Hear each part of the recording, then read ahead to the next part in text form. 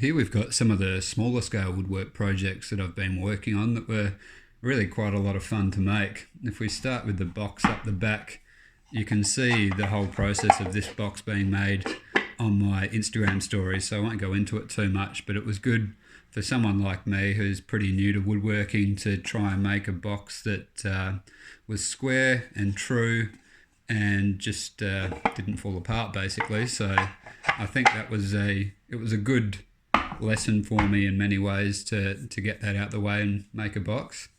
Moving on to the crib board. Granny first taught me crib probably about 25 years ago, and I hadn't played it for a long time until my mate Jack asked for a few pointers over Christmas.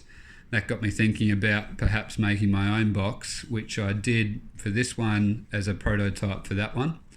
This one has the magnet holding it shut, and the magnet's probably a little bit strong for this size box, which can end up damaging the hinges if people force it. So I went with the latch system over there.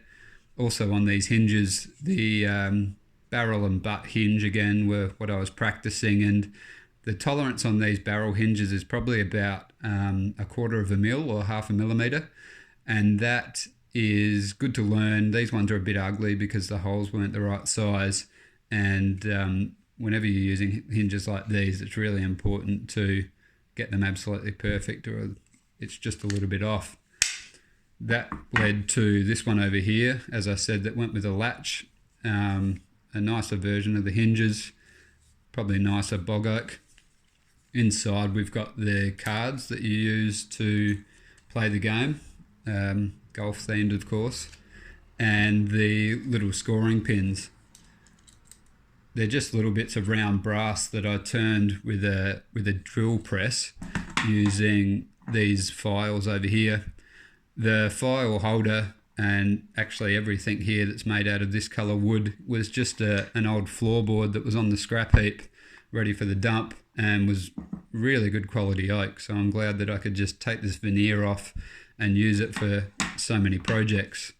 The scoring pins just go all the way up to 121 and then the game's done. So it's a good little project for the wood and the metal work involved in that one. Over here we've got the bog oak bow ties that I made that go along with the cufflink set.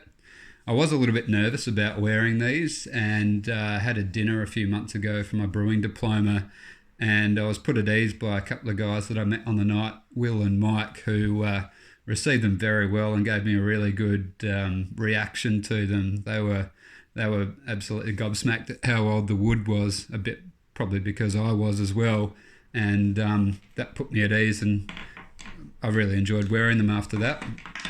Lastly, we've got these little earrings. I still need to add the pole at the back that goes through the ear, but these are just practice at basically connecting wood and metal, polishing it up, and cutting things that are on quite a fine scale. So